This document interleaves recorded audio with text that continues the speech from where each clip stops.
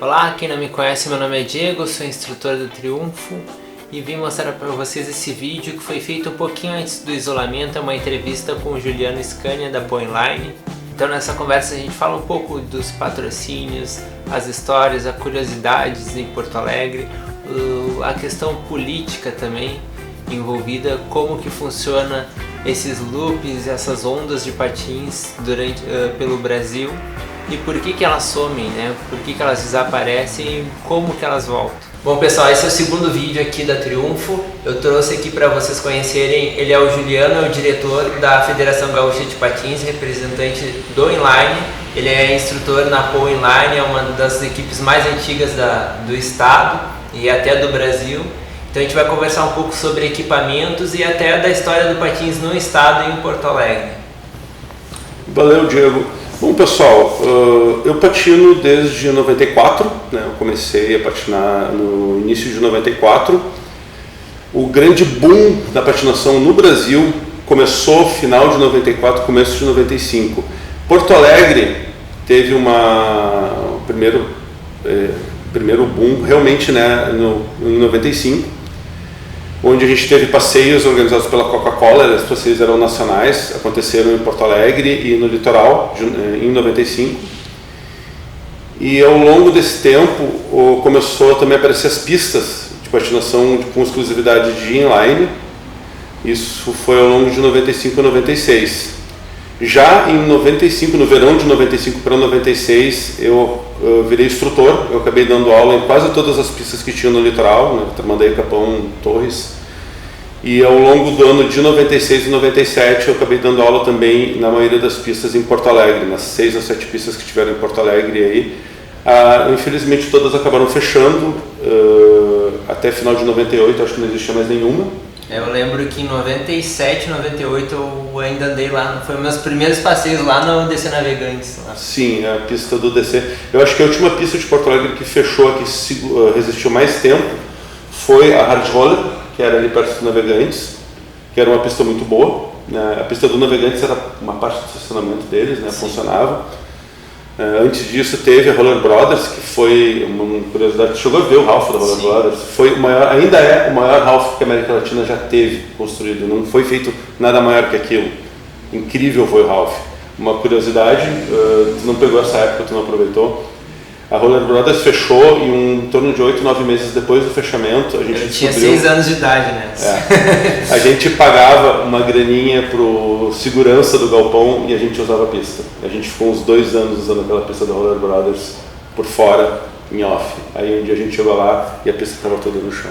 A patinação a gente tenta entender, mas ela vem em ondas, né? A gente teve esse boom em 95, 96, aí dá uma caidinha, aí lá para começo de 2000 houve uma subida de novo. Né? Em 2005, 2006 veio a Traxart aqui pro Rio Grande do Sul, de novo. Que na verdade era a Delturista, né? Era a loja chefe, eles importavam patins, eles tinham K2, Salomon, eles tinham patins bons para vender. Aí eles criaram a marca deles, a Delturista criou a Traxart, e aí foi realmente que veio para o Brasil. Por muito tempo foi exclusivo. Não chegou a ter loja da Traxart em Porto Alegre. Teve uma que durou 1 ano. Isso, essa no Praia de Belas. Aí ela fechou e continuou os patins da TXT continuaram sendo vendidos só dentro das lojas da Delturista. Aí essa foi a segunda onda que deu em torno de 2004, 2005. Que aí a gente começou a andar muito na orla, né, lá na famosa linha dos 300 metros. Antes disso, na década de 90 e começo do ano 2000, o ponto de encontro era na pista de Redonda do Marinha, a gente apelidou de Bobódromo. O ponto de encontro era ali durante a semana, fim de semana. Também na década de 2000 começaram a aparecer os primeiros grandes passeios, né, organizados, né, por um grupo que já acabou, né, um pouco antes da gente fundar a Poinline, em 2005. Esses passeios eram em torno de mais de 100 pessoas, né? Saíam do gasômetro. O meu primeiro passeio foi noturno, eu tinha 120 pessoas. Sim, foi bem... E o pessoal ia dar... A gente saía ia toda Ipiranga mas o pessoal descia a Cristiano Fischer. Esses passeios dificilmente vão acontecer. A gente já está chegando de novo numa casa de 100 pessoas no passeio.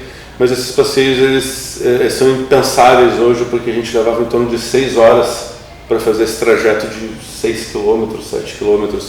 Hoje a gente está fazendo em 1 hora um passeio de 15 km. O equipamento evoluiu, né? A gente tem, né, uma dinâmica diferente. Então o patins é muito vivo, né? A evolução do equipamento realmente ajuda muito o patinador conseguir andar mais rápido, mais depressa. Nessa época aí, 2000, a gente levava meses para botar uma pessoa na rua. Meses, a pessoa não se importava, treinava meses forte para conseguir patinar na rua. O asfalto era outro, o trânsito era outro, era bem mais difícil. Hoje a gente tem aí pessoas em 2, 3 semanas de treino duro conseguindo acompanhar passeios na rua. Claro que também a dinâmica do passeio mudou. Hoje a gente tem equipes de apoio, a gente tem um passeio mais organizado. Sim, tem os batedores, tem trechos iniciantes, tem um trecho um pouco mais avançado. Sim. O equipamento evoluiu bastante, né? Então essa dinâmica mudou, e aí o equipamento mudou. Eu não usava capacete na década de 90 porque a gente não andava com velocidade suficiente para bater muito forte no chão ou para cair. Agora é impensável andar sem, porque a gente anda muito rápido na rua, a gente tranquilamente a gente está fazendo. O trânsito está muito maior. O fato do asfalto ser melhor, isso ajuda a patinar, mas cria uma situação mais perigosa, porque a gente anda muito mais rápido na rua. Sim. Então, junto com a evolução dos patins, a gente teve que se adaptar também à evolução do equipamento. Então, assim, joelheiras melhores, capacete, né, tem que ser usado. A própria iluminação também, tem o pessoal que põe o LED no patins, no capacete, sim, na cintura. É importante ser visto pelos roda LED até alguns usam. Sim, é importante ser visto. Eu acho que a coisa mais importante quando tu está na rua, e quem faz isso nota, é ser visto. Nenhum motorista quer atrapalhar ninguém. Por mais que ele pode até não estar feliz em ver a gente atrapalhando um pouquinho o trânsito, mas ele sabe que encostar o carro é muito ruim. Então, roupas claras, pisca, manter o grupo. Quando a gente consegue ter essas pequenos detalhes, a gente nota que até ônibus vindo de longe desvia da gente. A gente tem que dar tempo para o motorista entender o que a gente está fazendo e reagir. E aí a gente torna assim a patinação de rua muito segura. Um trabalho importante que gerou visibilidade para o patins é das bicicletas, tem muitos grupos saindo à noite. Isso o pessoal leva, sempre quando lembra das patinações na rua, lembra das bikes. Sim, a gente acompanha, né? Eu na verdade, eu tenho uma história com esporte de rua bem antiga. O primeiro passeio oficial de bicicleta em Porto Alegre foi o Kilk Thursday Night Bikers em 92. E eu era organizador desse passeio, né? Foi eu que coordenava esse passeio junto com a loja Kilk, que foi apoiadora. E por muito tempo depois teve os passeios da Bike Tech, que eu também ajudava a organizar. E aí em 94 eu comecei a patinar, acabei largando a bicicleta. E aí eu acho que um pouco dessa experiência que eu tive organizando os passeios de bicicleta eu trouxe para os passeios de patins. E foi muito divertido, né, quando a IPTC nos procurou, há uma década atrás, acho que já faz 11 anos, né, que a IPTC veio conversar com a gente, quis ter uma conexão com a gente, e a gente começou a parceria com a IPTC, a gente começou a ver as regras, e foi muito legal essa questão assim, dos caras reconhecendo a nossa experiência que a gente tinha de andar na rua, inclusive querendo aprender com a gente, porque a IPTC era muito nova, a IPTC acabou de fazer 10 anos. E eu acho interessante porque o tráfego é diferente da patinação, do ciclismo e do próprio automóvel. Então, ter esse conhecimento é essencial para a segurança. As regras acabam sendo as mesmas, né? Quando a gente tenta simplificar... Sim. Mas me refiro a, por exemplo, o tempo de frenagem do patins, para uma bike, para um carro. Muitas vezes tu percebe assim, tá sinal vermelho, o carro está reduzindo... Mas tu está na mesma velocidade do carro de patins, tu leva o dobro. Tu não para, tu tem que... Não é a mesma distância. Tanto que a IPTC, por causa dessa peculiaridade do patins, eles nos autorizaram a fechar cruzamentos, para a gente não precisar parar a banda, coisa que na bicicleta eles já preferem parar. Né? Isso é uma das diferenças que tem nos passeios. Uma curiosidade nessa questão da história do patins, bem anterior ao teu início, o primeiro point de patinação inline de Porto Alegre foi em 95, atrás do Praia de Belas. Entre Praia de Belas e a Praça Itália, a gente ia para lá às 10h30 da noite e ficava. E para mim, pelo menos, surgiu essa questão de andar na rua. Eu tinha 17 anos, eu não tinha carteira, eu tinha que ir de ônibus. E muitas vezes era ruim de pegar táxi para voltar para casa, mas às vezes a gente passava de 3, 4 da manhã lá, não tinha mais ônibus para voltar para casa. Mas daí ali daquele pedaço a gente dava uma voltinha ali pela Praia de Belas, uma voltinha na Praia de Belas, depois a gente estava na Ipiranga, Aí eu lembro uma vez que a gente foi indo pela Ipiranga e a gente chegou no recém-inaugurado Meca da Silva Sal. E aí quando eu olhei assim, eu estou aqui, eu já estou no caminho para minha casa. E aí eu comecei a ir mais, aí eu chegava na base da Nilo e aí eu pegava o táxi, porque como é que eu vou descer esse troço, como é que eu vou subir esse negócio? E aí veio uma das coisas mais idiotas que eu tentei fazer na minha vida, que foi tentar, vamos treinar para descer a Nilo, preciso descer esse negócio, preciso tirar esse obstáculo da minha vida. E aí um amigo meu tinha uma caminhonete, a gente botou um colchão traseiro da caminhonete dele, e ele ia na minha frente, eu largava lá de cima da Nilo, e qualquer coisa eu gritava, e ele dava uma reduzida, e eu dava um peixinho no colchão, né? Cara, eu picava no colchão que ia pra fora da caminhonete, me estourava no... Baita projeto. A gente tentou umas 4 ou 5 vezes, e todas as vezes foi desastrosamente errado, até que numa dessas tentativas eu estava usando equipamento de motocross dele, né? Ele me emprestava as joelheiras, as coisas dele que eram mais legais, e aí daqui a pouco eu caí no asfalto, e aí eu descobri, peraí, cara, não é tão ruim assim. E aí foi nesse momento, lá em 95, que eu me apaixonei por bons equipamentos, um equipamento que tu cai e não sente, e desde então eu sempre usei equipamento muito forte, porque não tem problema cair não é problema. Aí eu comecei, aí naquela época ali mesmo, uma semana depois eu estava descendo a Nilo, e já nesse final de 95, começo de 96, eu já saía de casa patinando, atravessando a cidade. O que eu acho interessante é a gente aproveitar esse momento da patinação, creio que em todo o país, assim, que está crescendo de novo, está aparecendo outros atletas. O slalom, por exemplo, voltou para o estado, a gente teve evento agora em dezembro, vem a número 1 do Brasil e da América do Sul vem aqui dar uma aula pra gente de graça. Está começando a ter aula particular na região metropolitana de Porto Alegre de slalom.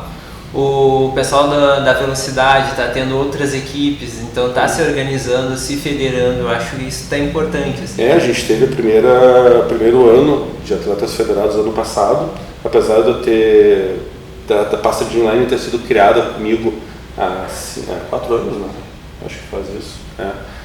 A gente, toda essa questão de federar o atleta tem custo, tem toda uma situação, então a gente estava esperando realmente a gente construir alguma coisa mais sólida para começar, e a gente lançou essa filiação ano passado. A gente está com 90 atletas federados, né? A gente já teve um primeiro ranking aí, né, na categoria de patinação de velocidade, publicado agora em dezembro. O ranking 2020 já vai acontecer.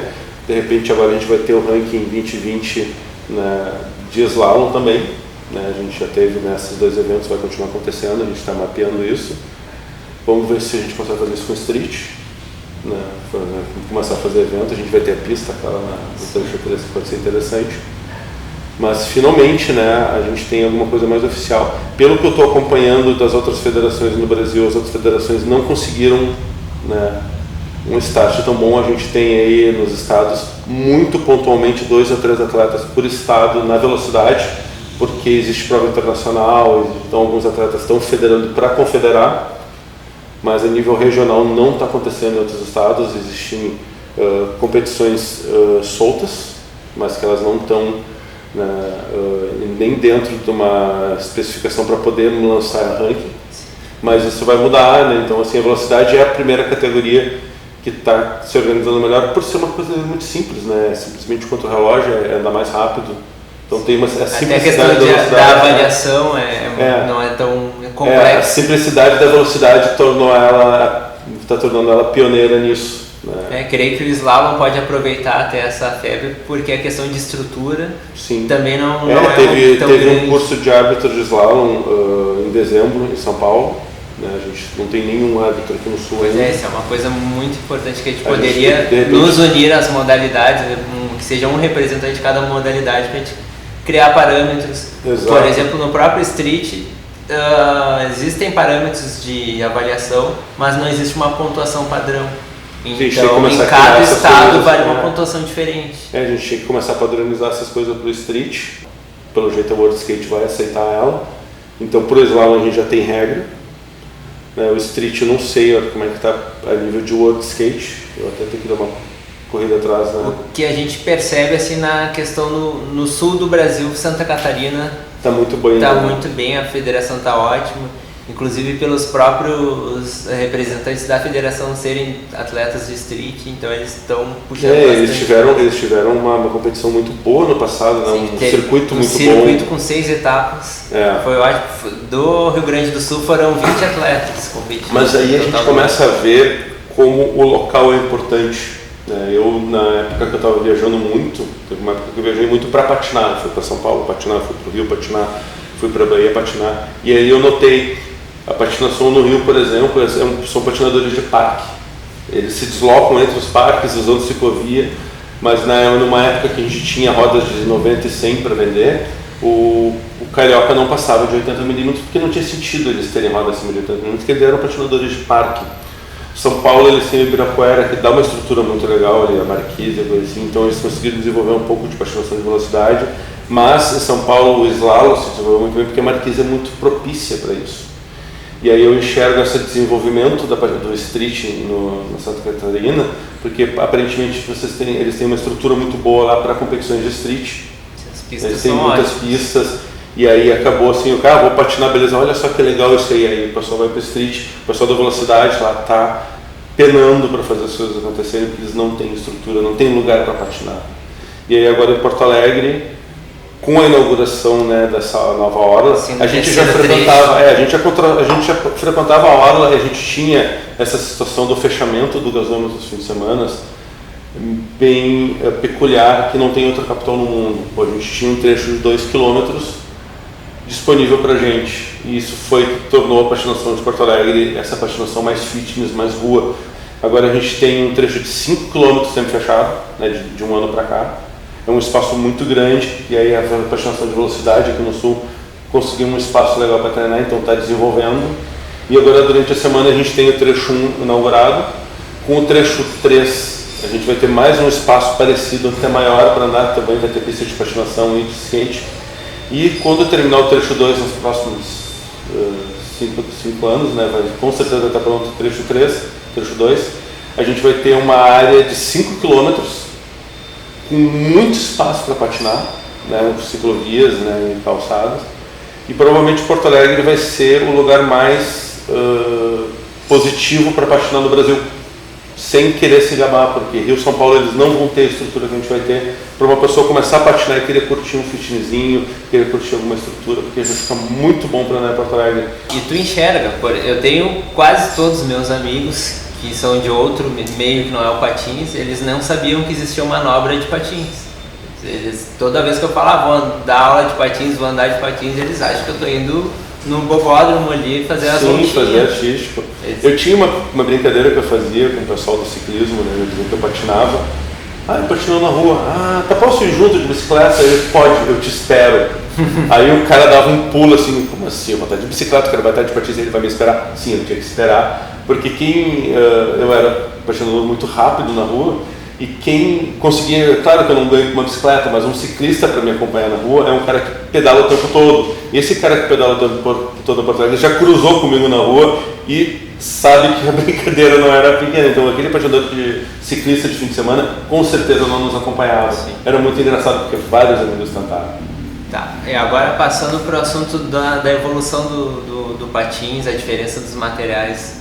Vamos entrar nesse assunto. A gente teve uma diferença bem grande, né, na década de 80. Na verdade, sim, a gente passou uma década só com rodas de 80 milímetros, 70 milímetros, a gente tinha uma roda com mais qualidade. Eu tenho uma base de velocidade lá em casa muito antiga, que tu bota 4 dedos entre as rodas de 80. Porque a gente sabe que para patinar mais rápido, a gente precisa de uma base maior. Sim, uma extensão maior. E como o pessoal, ninguém tinha se dado conta de aumentar o tamanho da roda, a gente tinha essas coisas estranhas, né? Bases muito longas, e aí um pouquinho mais daquela minha virou a base de 5 rodas, então na velocidade por muito tempo se usou a base de 5 de 80, aí alguém fez a roda de 84, eu tenho a roda de 5 de 84, e aí eu cheguei a andar uns 2 anos com uma roda de 5 de 90 na rua, era uma base de 14 polegadas, ela era longa para andar na rua, ela travava bastante na agilidade. E aí daqui a pouco os caras com roda de 100. E então aumentando, assim, começou esse negócio de uma década atrás, a gente já está em 125. Né? tem um rodão ali. Então a gente vai ver até onde vai, já estão falando da roda de 140, né? Daqui a pouco a velocidade vai estar lá com 2 rodas de 140.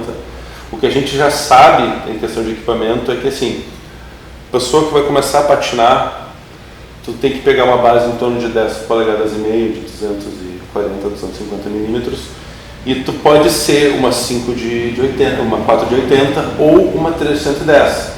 Eu particularmente hoje, eu acho que a base de 3 de 110 milímetros, bem juntinha, é o melhor setup possível para qualquer um. Para uma pessoa que quer começar a patinar, para uma pessoa que quer um patins para curtir, porque ela vai te dar uma agilidade, ela vai te dar um spin legal, tu vai conseguir fluir na patinação. Ela dá uma maleabilidade mais fácil até que o de 4 rodas. Exato, é um coringa que eu acho que todo patinador tem que ter essa base coringa, assim, que ela é uma base que realmente funciona.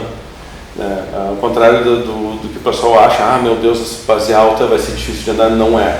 O que te dá firmeza é a bota, uma boa bota. Tu pode botar 125 que tu vai conseguir andar se tu tiver uma bota firme. Mas daí a 125 vai acabar sendo uma base muito longa, tu vai ter dificuldade de fazer curva, não pela altura, mas pelo comprimento da base. Então voltamos a essa base aí, 310 para mim, eu acho que é o patins que todo mundo deveria começar hoje. A questão das rodas também, elas têm durado muito mais, a qualidade delas. Sim, a gente tem uma melhor. Eu lembro que quando eu comprei meu primeiro patins de street, eu estava indo para a pista e com calor do asfalto a roda estourou. Eu cheguei na pista no miolo da roda. Então sim, isso hoje não acontece mais com uma roda de alto nível. Assim. Sim, a gente tem. Hoje os valores estão bem, assustam, né? Hoje a gente tem as rodas de primeira qualidade custando em torno de R$500 o jogo. Ela acaba se pagando pela durabilidade, né? Se pega uma roda de R$100, ela vai durar. A gente tem aí atletas que andam o dia inteiro e tem um cara aí que gasta um jogo de roda por semana se eles não botar uma roda boa. Sim. A roda dura em torno lá de. A gente até tem números, né, de quilometragem, né? Uma roda simples, ela vai durar aí 600, 700 quilômetros e uma roda de primeira linha vai a 10 mil quilômetros tranquilamente. E a gente sabe assim aqui o custo-benefício, quem sabe que vai continuar patinando pode investir o valor que quiser que se pague. Tem patins durando, de pessoal que passeia final de semana, só patins dura 10 anos, tranquilo. A minha esposa tem um jogo de roda de primeira linha há 8 anos. E ela não consegue nem gastar a roda para virar, porque ela anda 2, 3 vezes por mês, né? Ela tá com essa roda porque é minha esposa, né? Ela não ia ficar usando nada menos do que o que tem de melhor. Mas realmente assim, ela não eu vou acabar trocando aquela roda quando ela esfarelar. Pessoal, antes de comprar um patins, procura os patinadores da tua região. Não é difícil de achar. Toda cidade tem um grupo, tem um local que é propício, a gente acaba achando um local bom para andar e a gente vai sempre nesse local. Então, antes de comprar, fala com o patinador. Eles vão te indicar o melhor equipamento possível. Tem muito equipamento aí que não funciona. De cada 20 patinadores que a gente conversa, a metade diz que tentei andar uma vez e não gostei, é porque tentou usar um equipamento muito ruim, que machucou o pé, que não deslizou, que não ficou firme, e aí a pessoa se frustra e acha que patinar é difícil, mas não é. Patinar com um inline é muito fácil, é muito gratificante, mas precisa de um equipamento que funcione. Então fala com o patinador da tua região, pede um emprestado, normalmente o pessoal não se importa para te dar uma olhadinha, até para te ter certeza se vai querer investir em equipamento. Então tá certo, pessoal, queria agradecer a presença, Juliano, muito obrigado. Sempre às ordens. Acompanhe o canal, vai estar aqui o link da Poinline, quem quiser conhecer o trabalho do Juliano. E fica aguardando aí o próximo vídeo.